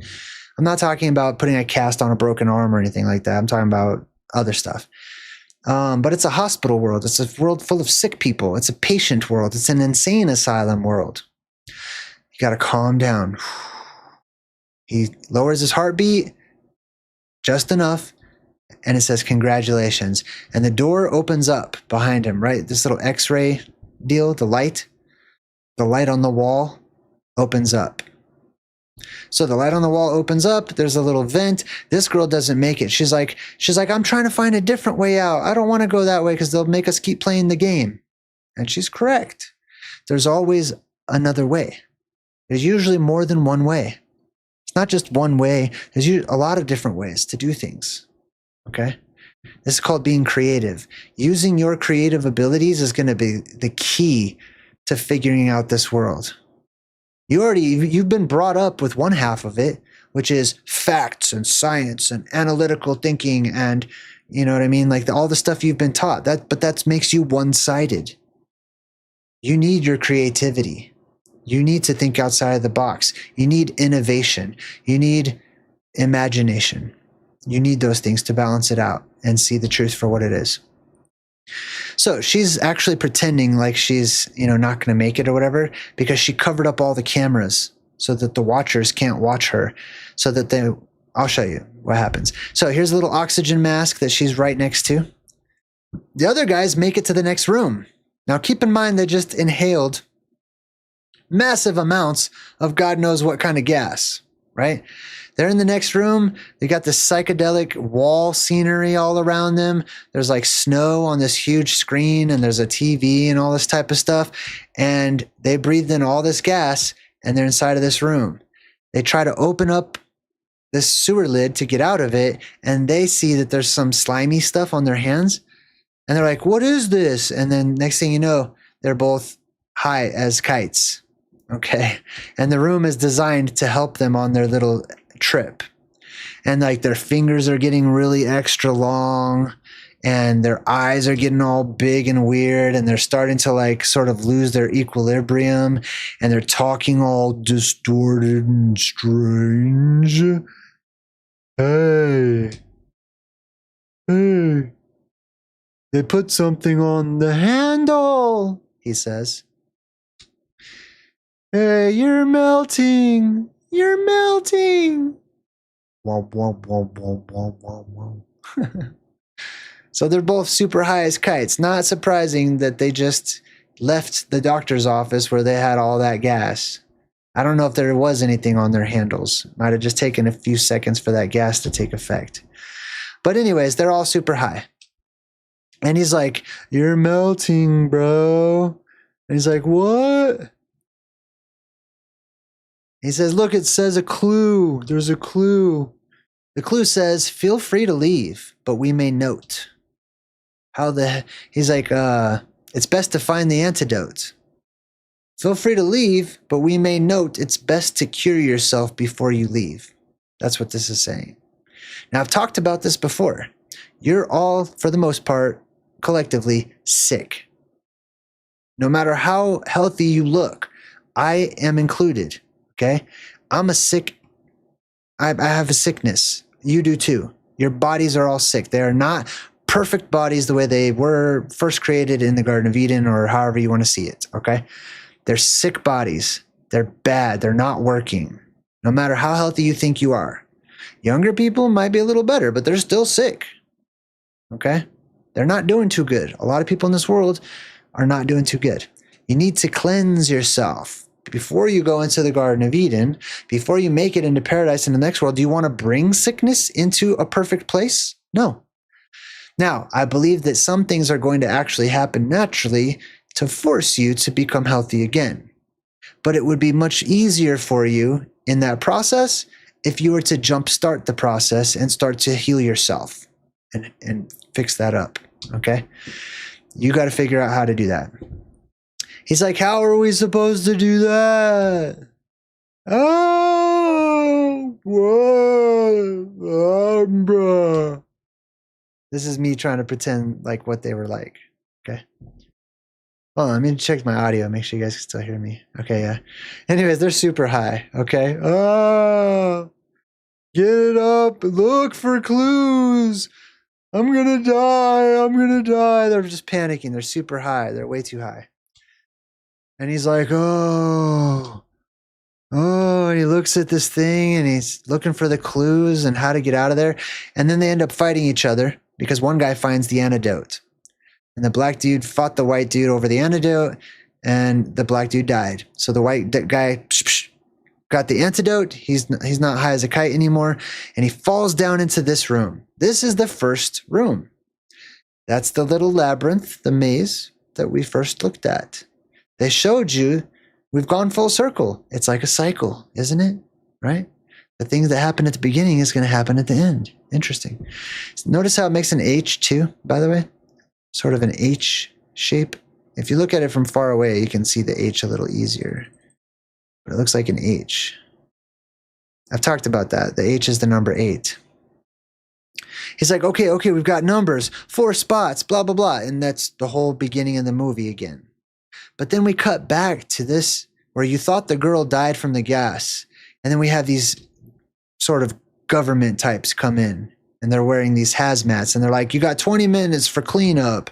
And these are like the insiders, right? People who are in their full hazmat suits. And this is what, it's funny because this is what they wear in the back rooms. All the government people that go into the back rooms, they wear this. Now, I did a whole video on the back rooms, and I talked about how there's gas down there, that the back rooms are the liminal spaces between the surface world and the underworld. Or inversely, you could say the dome of our world, or our world, and other worlds that are out there in other domed worlds and stuff. But anyways, it's liminal space, and there's gases and stuff. So these people come in and they're like, look, an oxygen mask. What was she going to do with that? And she's like, breathe, B word, pow, hits them.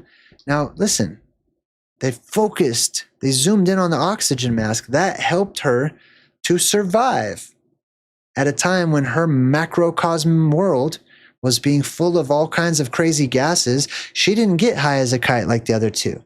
She didn't run out of oxygen like some people. She didn't suffocate. She had oxygen. And you will be much better if you have oxygen as well. So she's able to take out the government survivor people. Pow, pow. She starts whooping some butt. They drop a gun. She picks it up. Now she's in charge. Now this kid who we thought was crushed at the beginning, here he is. He actually went into the fireplace. That same fireplace. Remember, there was a mirror right above it. He went down into the fireplace. The two walls were going to crush together. But he did figure out the code. And the fireplace opens up from the back side, or the back door, once again. He goes through the fireplace. He made it. So he's on the other side. He won the game. He's the only survivor. He doesn't realize that the girl survived too. So he meets like some guy and they're having a conversation. The guy's like, yes, I'm not in charge, but the people we work for, they believe our customers are some of the most powerful people in the world.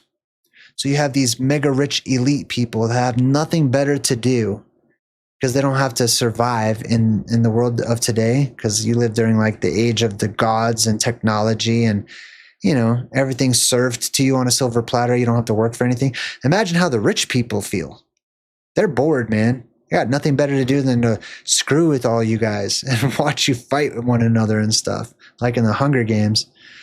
But every year they demand more. They're getting more bored every year. They need it to be more extreme every year. They need to shake this world up every year, make it crazier every year.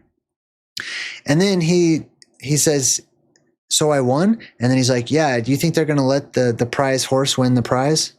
And then he starts to choke the guy. Now they're fighting each other. And while they're fighting, the girl comes out. She's got her gun. She shoots the bad guy. He dies. And then they go talk to the police. And they report this whole escape room scam. And they tell the police. They tell all the people of the world. They're like, yeah, there's an escape room. And then she takes them there. And it looks totally different. They tore it all down. They tore down the evidence of the old world where she just was. And it's no longer there. There's no proof. None of the buildings are there. None of the, she says, no, this was a waiting room. It used to be here. And then it turned into like this giant oven. She's telling them about the prior apocalypse. She's like, there was a fire. It was a fire came down from the ceiling. And he goes, well, we haven't found any evidence of the things that you're describing. We're a type of civilization that we only believe what we see. And even then, we don't even believe that unless we're told by the president or the kings or someone of authority that we can go ahead and believe that. Then we might. This guy doesn't believe it. She's telling the truth. She's like, no, look, that was the duct. We crawled right through there. He goes, uh-huh. She's like, there was a painting right here. It came down. He goes, have you ever seen things that weren't there before? With the crescent moon shape right behind his head. So this is you guys right now, today, all you wacko conspiracy theorists, all you people with, innovative ideas and novel theories and stuff like that, in a world that will completely reject that. They can't wait to tell you should talk to your therapist. You should see your doctor. You should get prescribed some medicines. And they're quick to be very concerned about your mental health. They're quick to think, oh boy, you've been watching YouTube again, haven't you? You need to stop watching so much TikTok. As if there's nothing good to be found. So they're not going to believe you. Okay? Only we will believe you. Those of us who are out there, the remnant, the few that have what I call the lost tribe of the tree of life, that seed inside of us that has been scattered to the four winds.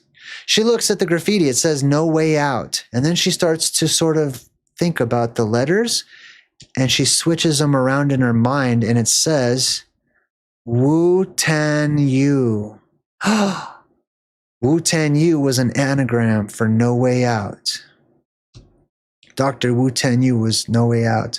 Now you also notice a part of this graffiti up here, by the way, is going to take us into the next movie, which is going to start telling you a bit more about this plane that's supposed to crash. We beat them at their own game, so they escape. Nobody believes them, but they, you know, they're tight now. Her and her little boyfriend. And he's like, yeah, I'm glad. I'm no more dying. That's great. She's like, let's go after him. He's like, what? She's like, yeah, no, I'm figured it out. Their logo here, it's a bunch of staircases. And then if you put the staircases onto this map, then you put them all together and then it points to this particular location right here on the map. So I'm like, I'm going to figure out where this is. I'm like, where is this? Okay, well, let's do a little digging. If I zoom in here, I can see what map this is. Oh, it looks like it is New York City. It's a New York City subway map specifically, which means the next movie will probably feature a subway. But it's a subway map. Okay, cool. So I'm in New York City. So I can find a New York City map and I can look for locations like this is a river. That blue stuff, that's a river. These are bridges. So all I have to do is go to New York City, find these two bridges that are at these two particular angles, find maybe one more point of reference, like, I don't know, Broadway, right? So between Broadway and a big river that has these two bridges, we go right there in the middle, and guess what? I actually did the legwork. Here's Manhattan. Okay, here's the two bridges right there. This right here, where that little marker is Chinatown, or thereabouts, okay? If you're familiar with the particular location. So I overlaid it, as you can see. They're showing you real stuff, okay? This is the fun part. Like, I'm literally like Scooby-Doo following the clues. Anyways, it will take you, there's some things of note in that particular area. It's a big red star. It's a big circle that they circled right there. So there's not like one particular point of interest. But if you look, you can find these types of things. There's this huge Jewish museum, which is basically this huge cathedral that has all kinds of things of interest. That's the apex dome right there in the middle. This is what it looks like on the outside, this old world building, ancient architecture. This is what it looks like on the inside. That's the apex dome symbol. Also a type of dream catcher, which is designed to become an electrical circuit board that traps energy. There's this weird horseshoe magnet looking colonnade in the middle of the street in this exact area for some reason. I drove down it using Google Maps and I'm like, wow, look at this weird old world architecture just randomly in the middle of the street here. Look, we got two witnesses on either side. We've got an archway, and underneath that archway are stars, which means this symbolizes the firmament. Now, if you zoom in on these stars, and I'll explain this in my next Chasing the Apocalypse episode when I'm at the Library of Congress, they have the same exact things. These are not flowers, they're stars, okay? And they're underneath the dome itself. Anyway, I noticed just before that as well that there is the egg shape. Now, I saw this everywhere in Washington, D.C. If you're on the East Coast, you'll probably see this much more than people on the West Coast, but you'll see this shield-looking thing. This is the mirror that I showed you earlier with those decorations all the way around it. That's the egg shape. This is just a blank. You notice how like there's like lines and bricks that are all nice, and then there's this egg shape. This is a hump. This will stick out three-dimensionally. This is not flat. This is an egg. Why? Is it just a blank canvas or whatever? Well, that's the dome in the sky. That's what that represents. That's the apex dome. Now, I kept on driving and I turned around to look at this design on the wall, and then I looked up here and I'm like, wait a minute, what does that billboard say? And keep in mind, this is real life. In the movie, the characters were all playing for the grand prize of how much money? Oh, that's right, $10,000. You won't believe what this billboard says. Look at this. In real life, at the exact location of the map, which now has become like a treasure map. Interesting. In real life. So we got lions on either side. This is the Lion's Gate as well, as we've talked about many times. Lionsgate symbolism. Another little apex dome up there. She says it's in the middle of Manhattan where they want to go next. Where these people are all running the world, where you know, these Illuminati types are that set up these escape rooms. And I'm like, the middle of Manhattan. She says an unlisted industrial building. An unlisted industrial building. A strange unknown building. A ghost building. I'm like, I wonder if I can find something in that same general area that they marked on the map in Manhattan in real life. In the middle of Manhattan, they're hiding in plain sight. So a building where people can hide, but it's out in the open in plain sight near Chinatown.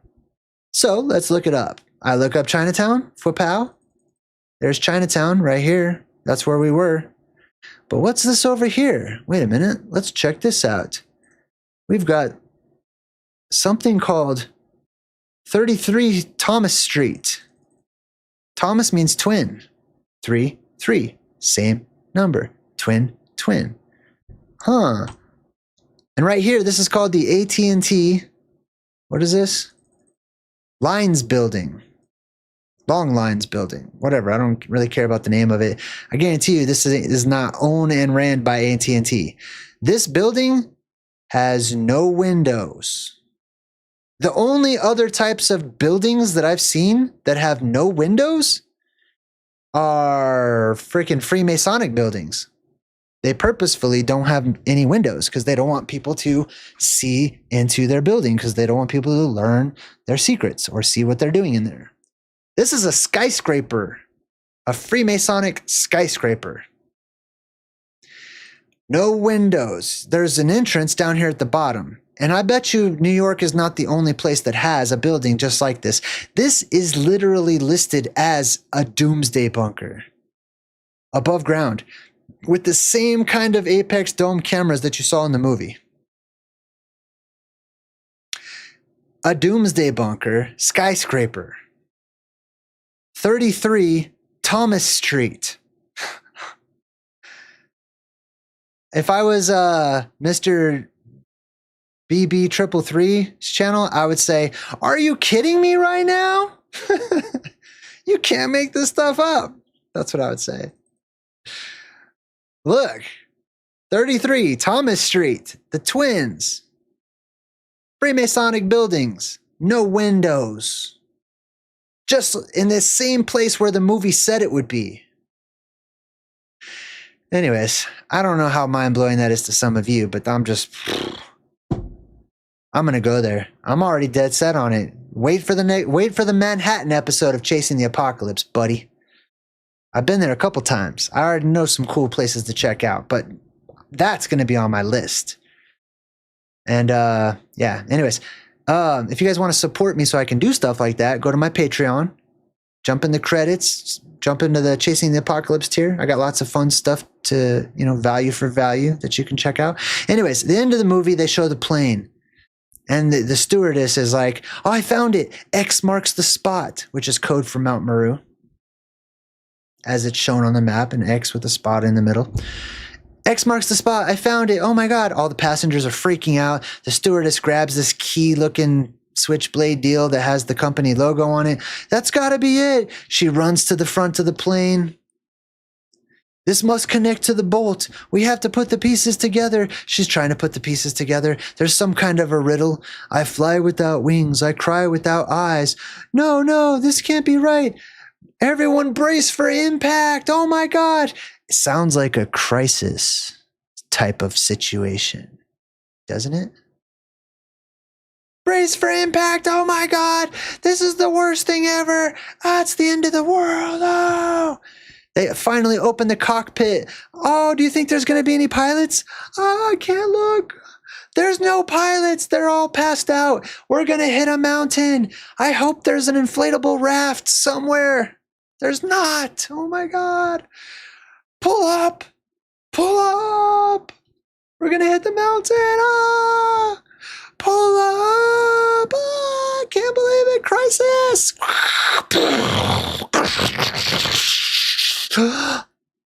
Oh. Ending simulation. Do you want to reset? and they just see a couple of guys right out front. There was no mountain. This was all a simulation. This was all a fake crisis that they're practicing. These people underground somewhere, right? Some of you guys know what this is about. I'm not going to come right out and say it because where's the fun in that? But these people are all acting like there is a crisis happening. There is no crisis happening. You know, they're in some central place as if they were casted for this particular role, if you know what I'm saying. So the girl's like, oh my God, I hurt my hand. And the dead pilots are like waking up and stuff. And then like the shadowy figure comes online. And by the way, pay close attention to this little drawing of the plane right here. Okay. So it comes in at this particular angle and stuff. They're like, we have their passports. We found their location. We found their plane tickets. We've got them. So they're practicing for these two to be on the plane so they can do the escape room once again on the plane. And they say, let's play again. Dun, dun, dun. And that is our movie for today. I hope you guys had fun. I did. Please hang out for the brand new credits that I have. Some people got little custom credits. If you want your name custom made in the credits, go over to my Patreon and you can read all about how to get your custom made name in my credits. Until next time, I'm JayDreamerZ saying good vibes and goodbye.